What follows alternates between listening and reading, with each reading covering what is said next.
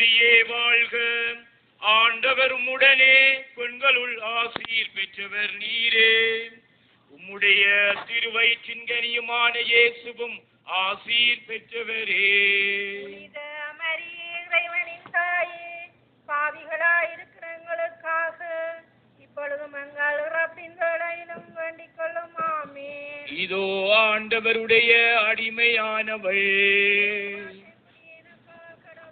அருள்மிக பெற்ற மரியே வாழ்க. ஆண்டவரும் உடனே, பெண்களுள் ஆசீர் பெற்றவர் நீரே. உம்முடைய திருவயிற்றின் கனியுமான இயேசுவும் ஆசீர் பெற்றவரே. இறைவனின் தாயே, பாவிகளாயிருக்கிற எங்களுக்காக இப்பொழுதும் எங்கள் இறப்பின் வேளையிலும் வேண்டிக் கொள்ளும். ஆமென். வார்த்தை மனிதனானார்.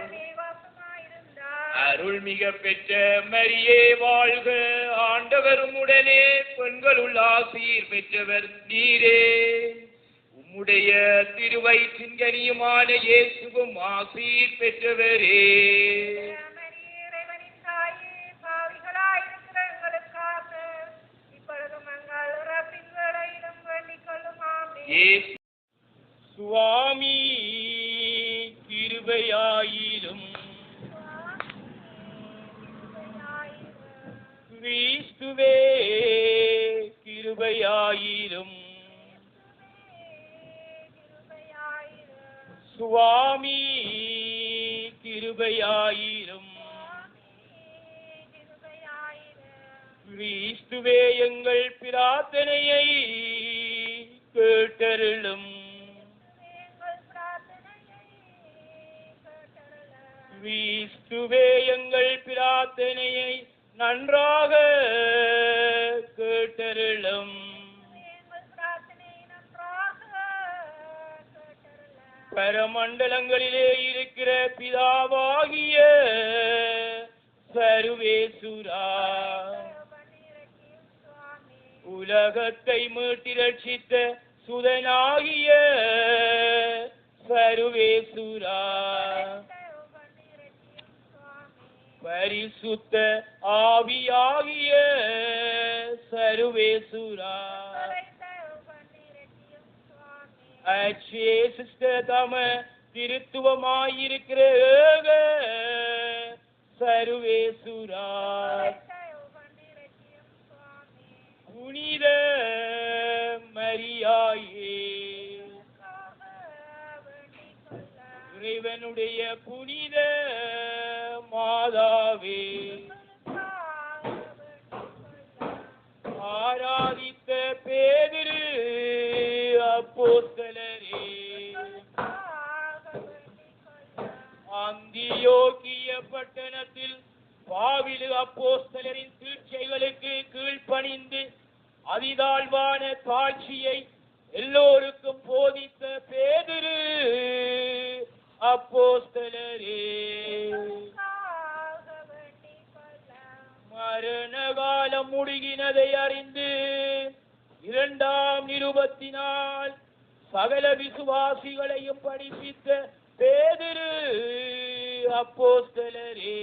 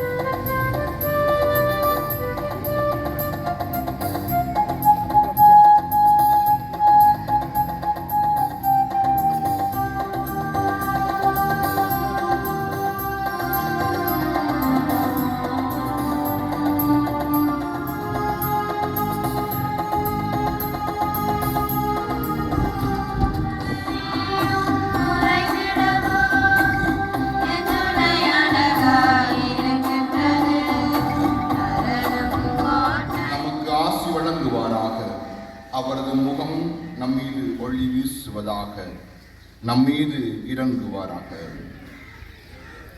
உன்மீது நீ அன்பு கூர்வது போல் உனக்கு அன்பு கூர்வாயாக.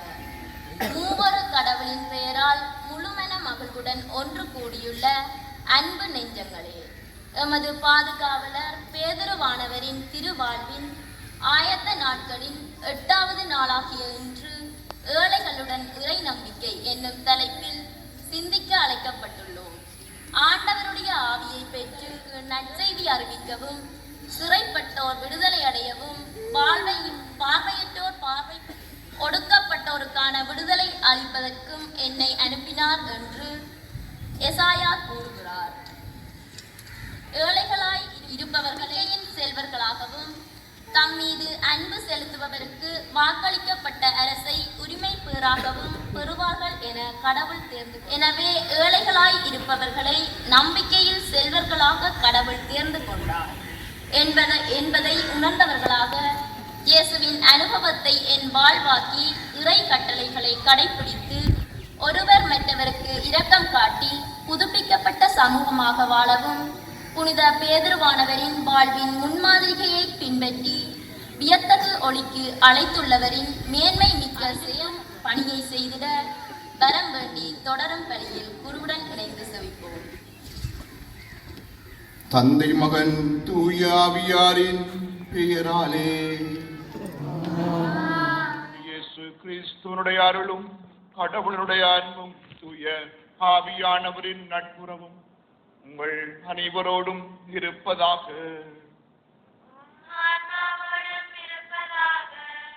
கிறிஸ்து இயேசுவிற்குள் பிரியமான சகோதர சகோதரிகளே, எங்களுடைய பாதுகாவலர் புனித ராயப்பருடைய பெருவிழாவை கொண்டாடுவதற்காக எங்களை நாங்கள் ஆன்மீக ரீதியாக ஆயத்தம் செய்து கொள்ளுகின்ற இன்னும் ஒரு நவநாளிலே நாங்கள் குழுமி வந்திருக்கின்றோம். ஆண்டவர் தொடர்ந்து எங்களோடு பேசுகின்ற இறைவனாக இருக்கிறார். ஆண்டவர் இயேசு இந்த உலகத்திற்கு வந்து தன்னுடைய பகிரங்க பணியை ஆரம்பித்த பொழுது வெளியோருக்கு நற்செய்தியை சொல்ல ஆண்டவர் என்னை அபிஷேகம் செய்தார் என்கின்ற எசாயாவினுடைய வார்த்தைகளை தன்னுடைய உதடுகளிலே உச்சரித்தவாறு தன்னுடைய நற்செய்தி அறிவிப்பு பணியை தொடங்கினார். எளியவர்களாக, ஏழைகளாக, பலதரப்பட்ட ஏழை மக்களாக நாங்களும் இருக்கின்றோம். ஏழைகள் என்று நாங்கள் பலதரப்பட்ட வகையினரை நாங்கள் குறிப்பிடலாம். ஆகவே ஆண்டவருடைய பார்வையிலே நாங்கள் எப்பொழுதும் ஆண்டவருடைய இரக்கத்தை பெறுகின்ற ஏழை பிள்ளைகளாக இருக்க, நாங்கள் எப்பொழுதும் ஆண்டவருடைய இரக்கத்திற்காக கையேந்தி நிற்க, எப்பொழுதும் அவருடைய இரக்கத்தை நாடி அதை தேடி அதை பெற்று அதை மற்றவர்களுக்கும் கொடுக்கிற பிள்ளைகளாக வாழ எங்கள் ஒவ்வொருவரையும் ஆண்டவர் அழைக்கின்ற இந்த வேளையிலே எங்களுடைய குடும்பங்கள் ஒவ்வொன்றையும் ஆண்டவருக்கு ஒப்புக் கொடுப்போம். இந்த வேளையில் எங்களுடைய இந்த திருவிழாவிற்காக வர முடியாமல் வெவ்வேறுபட்ட இடங்களில் இருக்கக்கூடிய எங்களுடைய உறவுகள், குடும்ப உறுப்பினர்களை நினைத்துக் கொள்ளுவோம். புலம்பெயர் நாடுகளில் இருக்கக்கூடிய எங்களுடைய உறவுகளை நினைத்துக் கொள்ளுவோம். அவர்கள் ஒவ்வொருவரையும் இந்த பலியோடு இணைத்து எங்களுடைய தேவைகளை ஆண்டவரிடம் எடுத்து சொல்லி இந்த வேளையிலே இந்த பலியோடு இணைத்து நாங்கள் மன்றாடுவோம். நாங்கள் ஒப்புக் கொடுக்கின்ற இந்த கல்வாரி பலி இறைவனுக்கு ஏற்புடைய பலியாக இருக்க, இந்த தூய மறை நிகழ்வில் நாங்கள் தகுதியாக கலந்து கொள்ளலாம். ஆண்டவருடைய இந்த பரிசுத்தமான பிரசன்னத்திலே நாங்கள் மன்னிப்புக்காக இயங்குகின்ற பிள்ளைகள், இரக்கத்திற்காக இயங்குகின்ற ஏழைகளாக எங்களை நாம் நினைத்து ஆண்டு இரக்கத்திற்காக மௌனமாக மன்றாடுவோம்.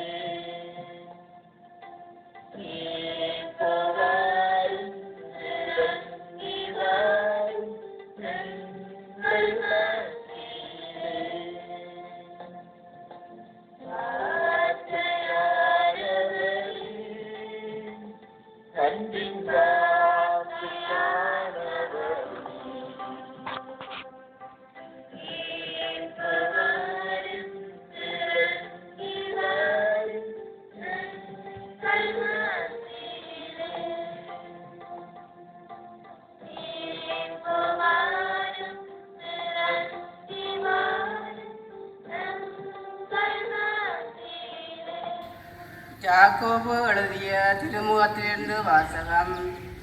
அதிகாரம் 2, இறைவசனங்கள் 5 தொடக்கம் 13 முடிய. என் அன்பார்ந்த சகோதர சகோதரிகளே, நான் சொல்வதை கேளுங்கள். உலகின் பார்வையில் ஏழைகளாயிருப்பவர்களை நம்பிக்கையில் செல்வர்களாகவும் தம்மீது அன்பு செலுத்துபவர்களுக்கு வாக்களிக்கப்பட்ட அரசை உரிமை பெறுபவர்களாகவும் கடவுள் தேர்ந்து கொள்ள. நீங்களோ ஏழைகளை அவமதிக்கிறீர்கள். உங்களை கொடுமைப்படுத்தி நீதிமன்றத்துக்கு இழுத்துச் செல்வோர் யார்? செல்வர் அல்லவா? கடவுள் உங்களுக்கு கொடுத்துள்ள நற்பெயரை பழிப்பவர்களும் அவர்கள் அல்லவா? உன்மீது நீ அன்பு கூறுவது போல் உனக்கு அழைத்திருப்பவர் வாயாக என்னும் இறையாட்சியின் சட்டம் மறைநூலில் உள்ளது. இதை நீங்கள் கடைபிடித்தால் நல்லது. மாறாக நீங்கள் செய்வது பாவம். நீங்கள் குற்றவாளிகள் என அச்சட்டமே உங்களுக்கு தீர்ப்பளிக்கும். ஒருவர் நீங்கள் குற்றவாளிகள் என அச்சட்டமே உங்களுக்கு தீர்ப்பளிக்கும். ஒருவர் சட்டம் ஒன்றில் மட்டும்தான் தவறினாலும் அவர் அனைத்தையும் மீறிய குற்றத்துக்குள்ளாவார். விபச்சாரம் செய்யாதே என்று கூறியவர் கொலை செய்யாதே என்றும் கூறி செய்யாவிட்டாலும் கொலை செய்வீர்கள் என்றால் சட்டத்தை மீறியவர்கள் ஆவீர்கள். விடுதலை அளிக்கும் சட்டத்தை வேண்டியவர்களுக்கு ஏற்றதாய் உங்கள் பேச்சும் நடத்தையும் அமைதல் வேண்டும். ஏனெனில் இரக்கம் காட்டாதற்ற தீர்ப்புத்தான் கிடைக்கும். இரக்கமே தீர்ப்பை வெல்லும். இது ஆண்டவர் வழங்கும் அருள்வாக்கு. உங்கள் பதிலாக அல்லேலூயா என் நெஞ்சே நீ ஆண்டவரை போற்றிடு.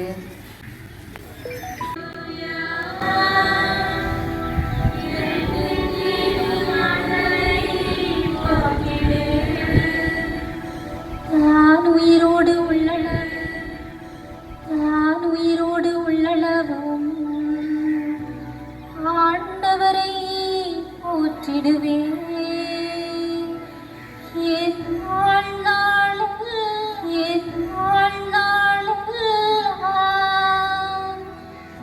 என் கடவுளை புகழ்ந்து ஆடிடுவேன்.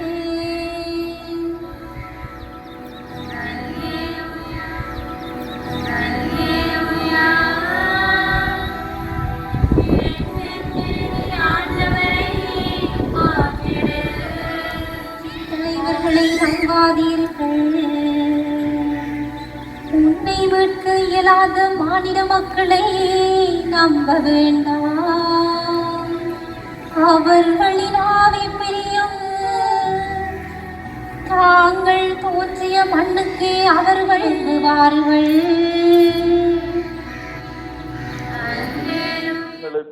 நற்செய்தி அறிவிக்கவும், சிறைப்பட்டோர் விடுதலை அடைவர், பார்வையற்றோர் பார்வை பெறுவர் என முழக்கமிடவும், ஒடுக்கப்பட்டோரை விடுதலை செய்து அனுப்பவும் ஆண்டவர் அருள் தரும் ஆண்டினை முழக்கமிட்டு அறிவிக்கவும் அவர் என்னை அனுப்பியுள்ளார்.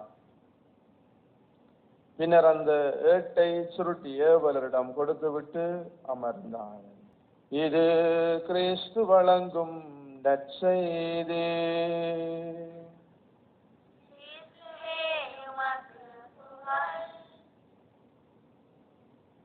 உட்காருங்கள்.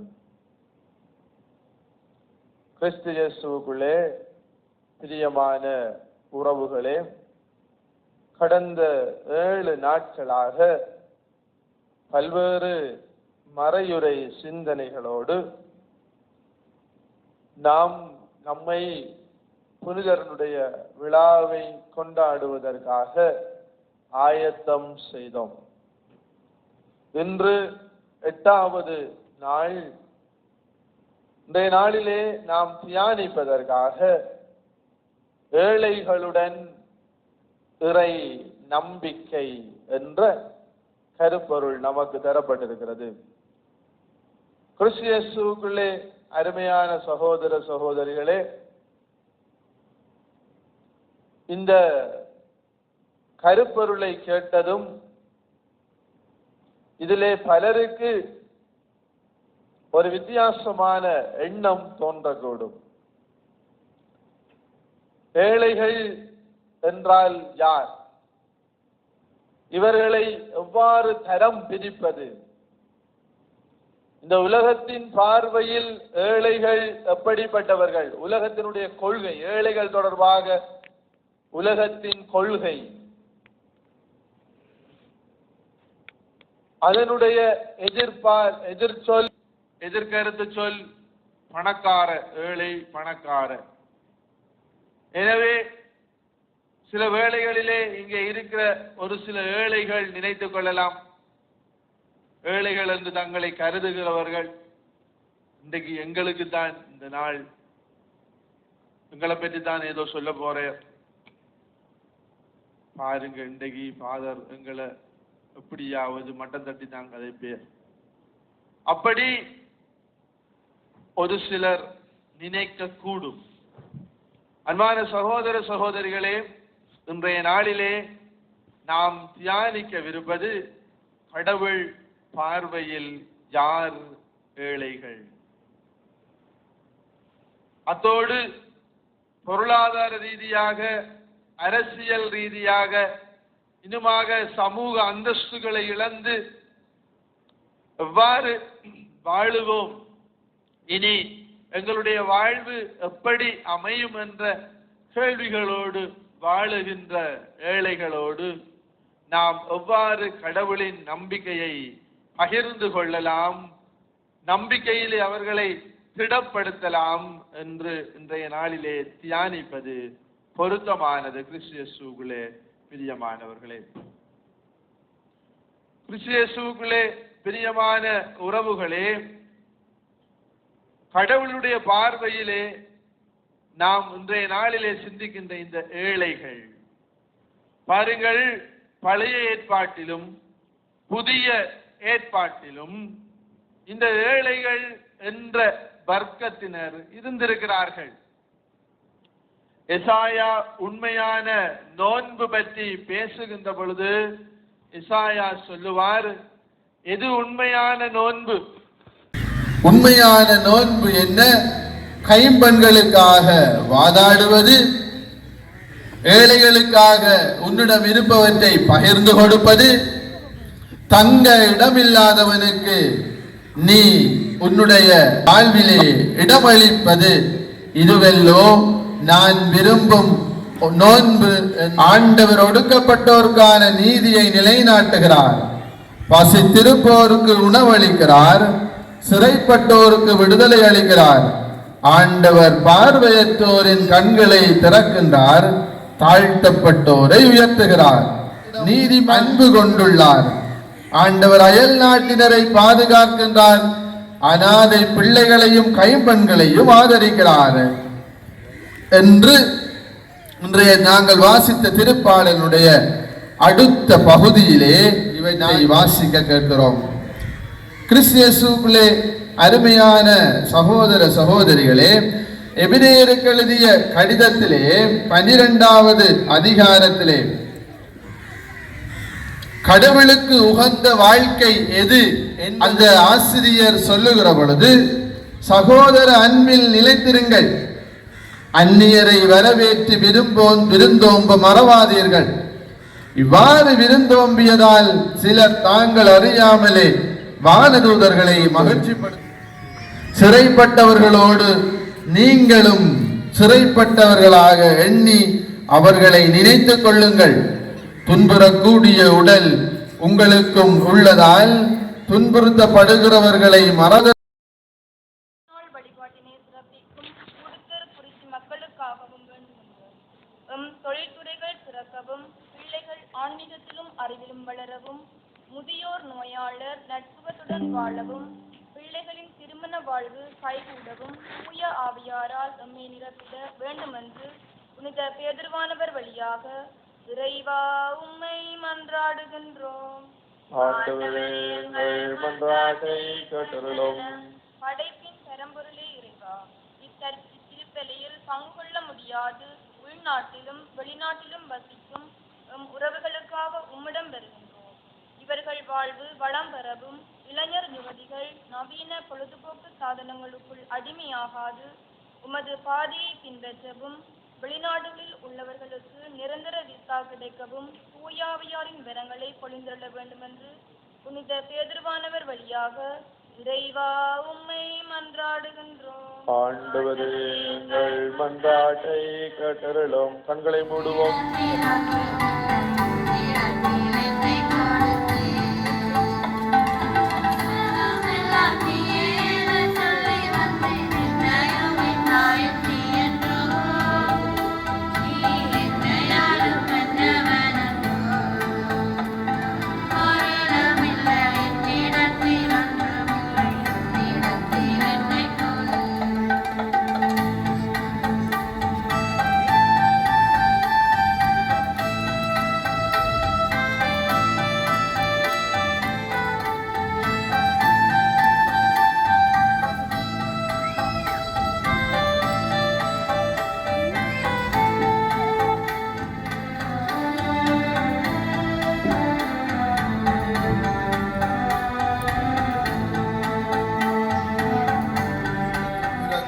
நினைவு கூர்ந்து மது திருமுக ஒளியினுள் ஏற்றுள்ளமங்கள் அனைவர் மீது இரக்கமாயிரும். கடவுளின் கன்னி தாயான புனித மரியா, அவருடைய கணவரான புனித யோசேப்பு, புனித திரு தூதர்கள், நமது பாதுகாவலராகிய புனித பேதுரு, மற்ற உலகில் மக்கு வந்தவராயிருந்தோராகிய புனிதர்கள் அனைவருடனும் பங்கு கொள்ளும் தகுதி பெற்று திருமகன் இயேசுவே உம்மை புகழ்ந்தேற்றும் வரமருள உம்மை மன்றாடுகின்றோம்.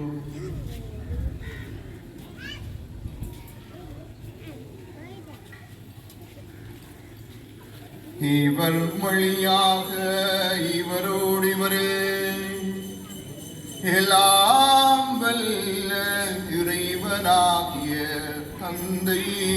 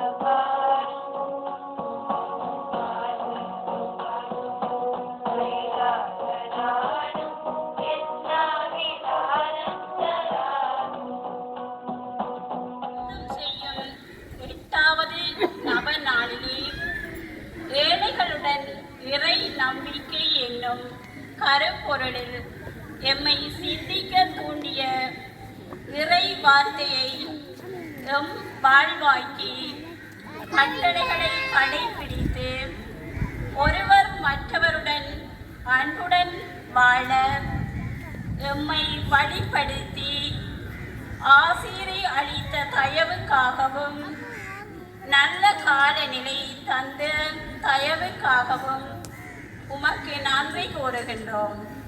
தொடர்ந்தும் எம் அனைவரையும் உம் அன்பிலும் அரவணைப்பிலும் வைத்து காத்து வழி நடத்தியிட வேண்டும் என்று உமது மகன் இயேசு கிறிஸ்து வழியாக உம்மை இறந்து மன்றாடுகின்றோம். ஆமென். உலக முடிவு வரை எந்நாளும் நான் உங்களுடன் இருக்கிறார் என்கிறார் ஆண்டவர். நன்றியுடன் கூடு மன்றாடுவோம். ஆண்டவரே, மீட்பளிக்கும் கொடைகளால் வலுவூட்ட பெற்ற நாங்கள் உம்மை வேண்டுகின்றோம். அதனால் முடிவில்லாத மீட்பின் இந்த உதவியால் உண்மையான நம்பிக்கை என்று மங்களில் வளர்ச்சியுறச் செய்வீராக. எங்கள் ஆண்டவராக கிறிஸ்து வழியாக உம்மை மன்றாடுகின்றோம். ஆண்டவர் உங்களோடு இருப்பாராக. எல்லாம் வல்ல இறைவன் தந்தை மகன் தூய ஆவியார் உங்கள் ஒவ்வொருவரையும் நிறைவாக ஆசீர்வதிப்பாராக. இறைவனுடைய அன்பிலும் அருளிலும் வளரவும் ஆண்டவர் இயேசுவுக்கு பணிபுரியவும் சென்று வாருங்கள். திருப்பலி நிறைவேறிற்று.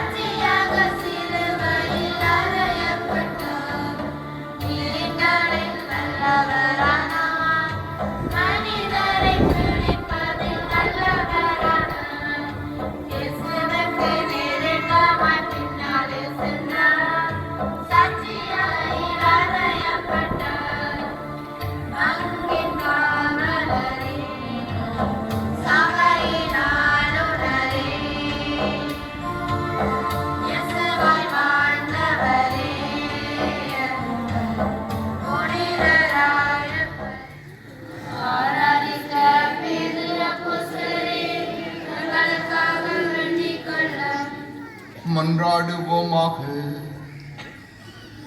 இறைவாவும் திருத்துதரான புனித பேதுருவுக்கு ஒன்னரலை கொடுத்து கட்டவும் அவிழ்க்கவும் தேவையான தலைமை பதவியின் அதிகாரம் படைத்தீரே.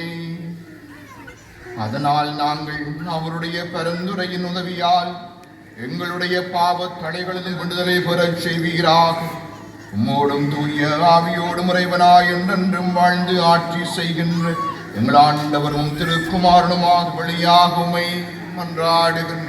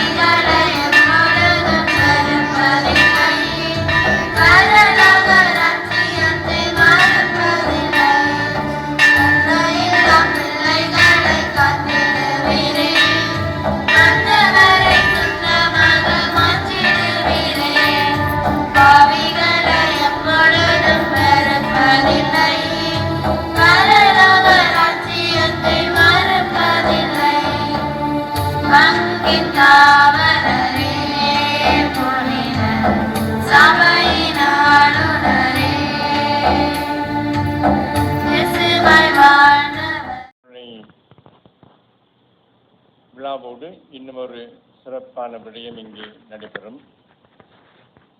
அதாவது நீங்கள் புனிதர்களுடைய திருப்பண்டம் என்று கேள்விப்பட்டிருப்பீர்கள். புனிதர்கள் பாவித்த அவர்களுடைய ஆடைகளை திருப்பண்டமாக வைப்பார்கள். புனிதர்கள் மிக அண்மையிலே வாழ்ந்தவர்களாக இருப்பார்கள். ஆனால் நாளைய தினத்திலே எங்களுடைய பாதுகாவலர் பம்பேதுருவானவருடைய திருப்பண்டம், அதாவது அவருடைய உடல் எலும்பிலிருந்து எடுக்கப்பட்ட ஒரு சிறிய அந்த பகுதி எங்களுக்கு கிடைத்திருக்கின்றது. ஆகவே அதை நாங்கள் நாளைய நாளிலே இங்கே ஸ்தாபிப்போம். அதை ஸ்தாபிப்பதற்காகத்தான் குரு முதல்வர் இங்கே அழைக்கப்பட்டிருக்கின்றார்.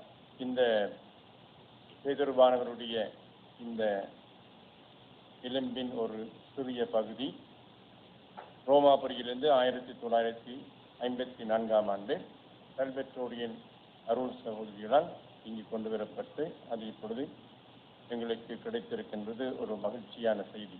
ஆகவே அவருடைய இந்த இதை ஸ்தாபிப்பதற்கு நான் ஆயருடைய அனுமதியை பெற்றிருக்கின்றேன். ஆகவே நாளைய தினம் இது இங்கே நம்முடைய பேதுருவானவருடைய இந்த திருசுருவ கூட்டோடு வைக்கப்பட்டிருக்கும். அதன் பின்பு ஆலயத்தின் பீடத்திலே இங்கே ஆண்டவர் திரு இறுதி ஆண்டவருடைய அந்த காலடியிலே இந்த பேதுருவானவருடைய இந்த எலும்பின் ஒரு சிறு பகுதி இங்கே நற்கருணை கதிர்பாத்திரம் ஒன்றுக்குள்ளே அங்கே வைத்து ஸ்தாபிக்கப்படும் என்பதையும், ஆகவே நாளையிலிருந்து இந்த ஆலயம் மிக ஒரு சிறப்பான ஒரு இடத்தை பெறும். இலங்கையிலே எந்த ஆலயத்திலும் இல்லாத ஒரு சிறப்பு இந்த ஆலயத்திற்கு கிடைக்கப் போகின்றது என்பதற்காக நீங்கள் ஒருவரும் ஆண்டவருக்கு நன்றி கூற கடமைப்பட்டிருக்கின்றீர்கள். ஆகவே இந்த ஆலயத்தை நீங்கள் இன்னும் அழகாகவும் அதனுடைய எதிர்வானவருடைய எலும்பின் ஒரு சிறு பகுதியை இங்கே வந்திருக்கின்றது என்று சொன்னால் நீங்கள் ஒவ்வொருவரும் உண்மையாகவே பேறு பெற்றவர்கள். ஆகவே இந்த ஆலயத்தை நீங்கள் இந்த ஆலயம் மிக சிறப்பான ஒரு இடத்தை பெறுகின்றது. ஒரு பரிசுத்த நிலை இன்னும் இதற்கு உயர்த்தப்படுகின்றது என்பதையும் நான் உங்களுக்கு இந்த வேளையிலே அறிய தருகின்றேன். இன்று ஃபாதர் லூயி ஜோசப் அவர்களின் உருவ சிலை தவிர்க்க முடியாத காரணத்தினாலே திறந்து வைக்கப்படவில்லை என்பதை உங்களுக்கு அறிய தருகின்றேன்.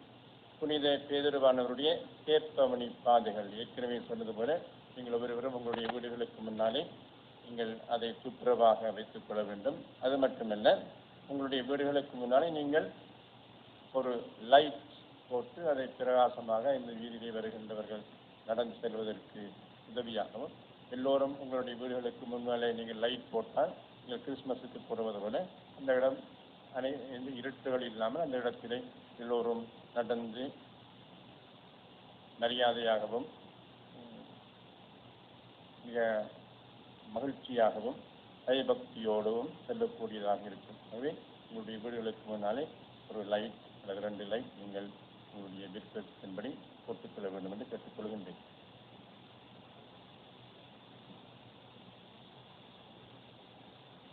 குறிச்சிகளுக்கு வழிபாட்டுக்கு பொறுப்பானவர்கள் திருப்பணி முடிந்ததும் ஆலயத்திலே ஒன்று கூட கேட்டுக்கொள்கின்றேன்.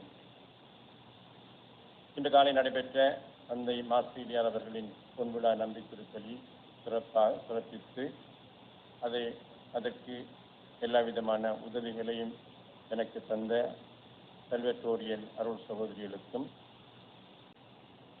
லண்டனில் வசிக்கும் அன்னோஜன் ரொக்சி குடும்பத்தினர் ரூபாய் 1 லட்சம் நன்கொடையாக தந்திருக்கின்றார்கள். இன்னும் ஆவணி மாதம் 1ஆம் தேதி பிறந்த நாள் காணும் ரொக்சியின் பிறந்த நாள் நினைவாக அவரது கணவர் அன்னோஜன் கல்வி குழுவிற்கு ரூபாய் 1 லட்சம் அன்பளிப்பாக தந்துள்ளார். இன்று பிறந்த நாள் காணும் அரசன் கலாவின் பிறந்த நாளை முன்னிட்டு அவர் மகன் அன்னோஜன் அவருடைய குடும்பத்தினரும் கல்வி குழுவிற்கு ரூபாய் 1 லட்சம் நன்கொடையாக தந்திருக்கின்றார்கள். இதன் நற்கருணை பாத்திரம் வைன் பாத்திரம் வாங்குவதற்கு ரூபாய் 1,20,000 பெயர் குறிப்பிடாத ஒருவர் அன்பளிப்பு செய்துள்ளார். பேதுருப்பிள்ளை கிரகோரி நினைவாக ரூபாய் 10,000 ஆலயத்திற்கு அன்பளிப்பு செய்யப்பட்டிருக்கின்றது. ரேமன் ரோஜான்சி லண்டன் குடும்பத்தினர் தங்களுடைய மண்டபத்தின் வருமானத்திலிருந்து புனித பேதுருவானவர் ஆலயத்திற்கு ரூபாய் 52,000 அன்பளிப்பாக தந்திருக்கின்றார்கள் என்பதையும் உங்களுக்கு அறிய தருகின்றேன். இத்தாலியில் வசிக்கும் ரூபன் அன்பரசி குடும்பத்தினர் நீண்ட காலங்களின் பின்பு இறைவன் அவர்களுக்கு கொடுத்த வருண் வர்சன் இந்த குழந்தைகளுக்காக பேதுருவானவர் ஆலயத்திற்கு ரூபாய் 25,000 அன்பளிப்பாக செய்திருக்கின்றார்கள். ருபிசாவின் 1வது பிறந்த நாள் நினைவாக பேரன் வென்சலாஸ் சஜந்தி குடும்பத்தினர் பெல்ஜியத்தில் வசிக்கின்றவர்கள் ரூபாய் 10,000 அன்பளிப்பு செய்திருக்கின்றார்கள். கூடத்தெருக்குச்சி ஆலயத்திற்கு அன்பளிப்பாக 40,000 ரூபாயை அன்பளிப்பாக செய்திருக்கின்றார்கள். நன்றி. அனைவரும் முழந்தாள் செய்திடுவோம்.